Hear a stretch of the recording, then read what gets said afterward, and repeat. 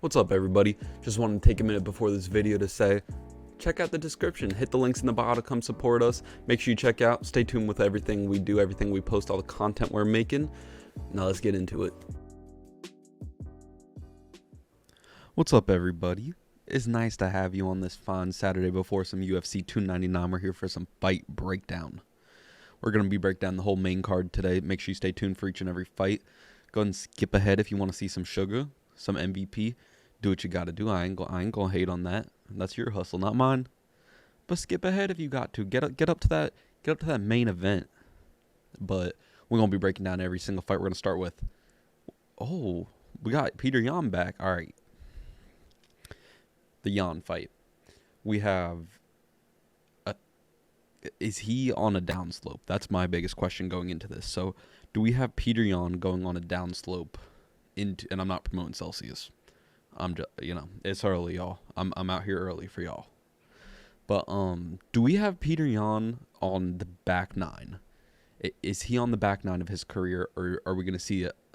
Are we gonna see that late blossom 35, 36-year-old fighters where they kind of get that last win in them, So I think this is very much so not going to be about Song Yadong. This is not going to be about what he brings to the table. I think it's because I think Yan versus Song Yadong is it's a mismatch. It's a mismatch if we see champion level Yan. So that's my opinion on that. So I really don't care. I really don't care what Yadong brings to the table in this. It's all Peter Yan. What does he bring? Does he bring that championship pedigree, masterful boxing, beautiful footwork, setting traps? What does Yan bring? Because if he brings that, he's going to win this fight. He's going to win by knockout. And it's going to be early. That is not how I have it going. I do have Yan winning. Spoiler alert. But I have Yan outboxing him. I think we see Yan's age in this. I really do. I think we see Yan's age. I think he wins. I think he still keeps climbing into hopefully another title shot for him. But I think we do see some Yan's age. I think he wins by unanimous decision. Outboxes him, works him in the clinch. I'd like to see him go to the legs more during that title run. We saw him utilizing more front kicks. He'd teep to the body, he'd chop at the legs a little bit, and he's almost reverted into a solely boxer. So I mean, it's tough, man. It's tough, but I'm gonna take Yan by decision there. All right, let's keep moving. We're trying to work our way into that O'Malley thing. I'm trying to make this quick for you with that good fight up top, sugar. All right, Burns versus Jack Della. This is one of the more intriguing ones in the sense of styles. Jack Della, he's riding the hype train. He's very much so a lower echelon Paddy Pimblett. But how I have this fight going is a little, I guess, older MMA. I think we're just going to see a whole bunch of clinching. We're going to see some dirty boxing. When it's on the feet, I do favor Jack. Burns has power in his hands. We know that, but I don't think we're going to see him land that power shot on the chin. I think Jack definitely, he's going to move better. He's going to have better footwork. He'll be the one setting the traps. I like Jack Della a lot on the feet. I don't think that's where this fight takes place. I do not.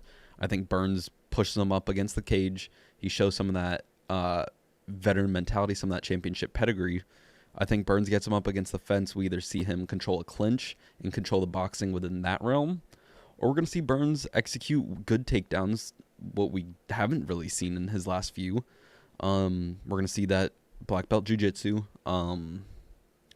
So honestly, I have Burns winning by submission. I have him round 2 submission. I think he surprises Jack.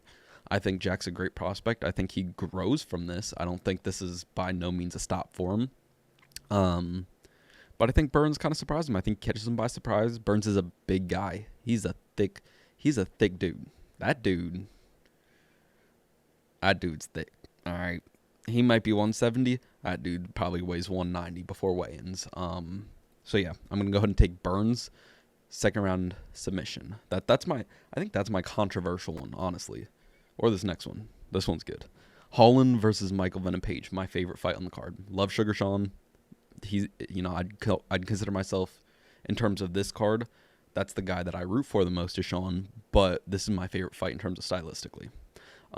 Kevin Holland, big mouth, fan favorite, trash talk, long, lanky, Dude has good technique. He has so he'll get into these clinches and he'll hit you, and it's like they don't feel it. It's like those punches do nothing. He has power at the end of his punches.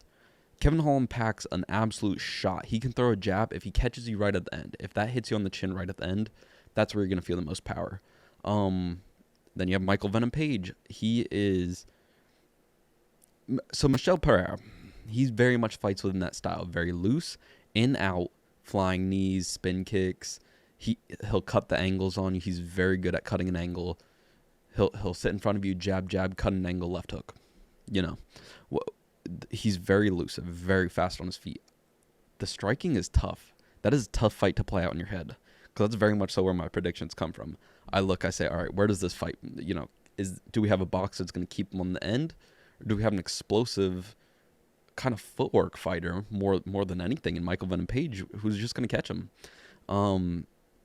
I think smart money leans towards Holland here. We haven't seen MVP against UFC level competition, but where am I going? I'm going on the hype train, dude. I have Michael Venom Page, second round knockout, cold.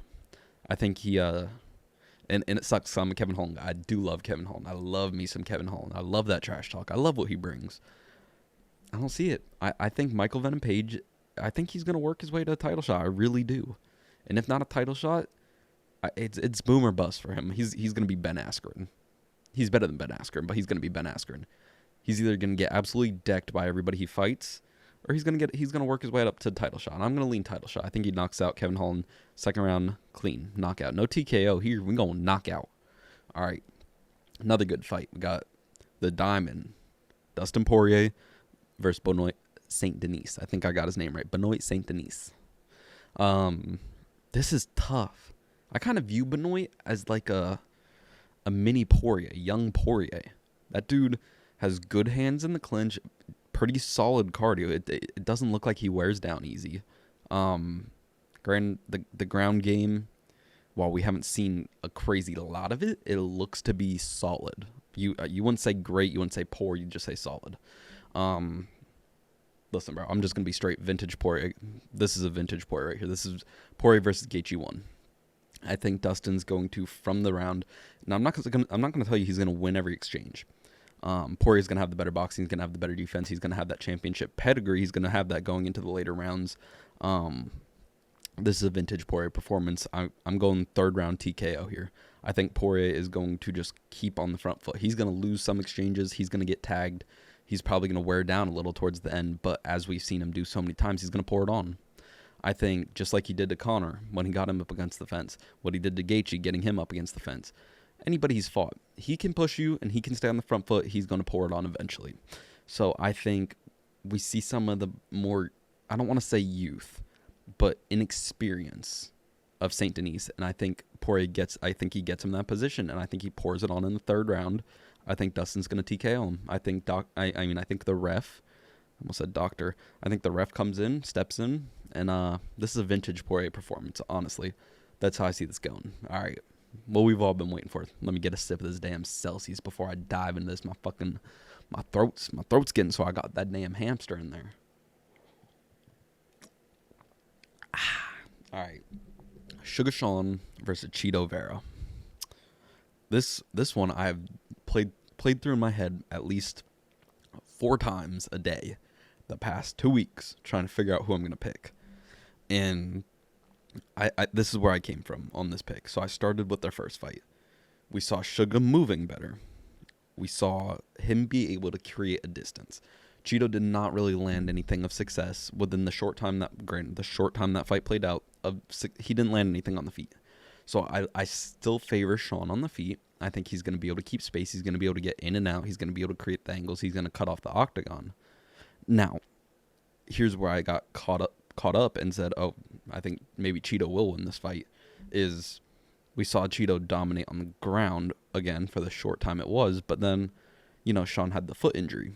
So it's almost like, and Cheeto didn't necessarily get him to the ground. So it's like, it's hard to take something out of your head and say, all right, we're not going to count that because it happened. We watched it happen. So it's hard for me to say, okay, well, Sean might be able to actually out-grapple him. Sean's the smaller guy. I actually like his jujitsu skill set a bit better. I don't know that Cheeto. I think Cheeto probably can hold him down. I don't know that he can't, but this was tough.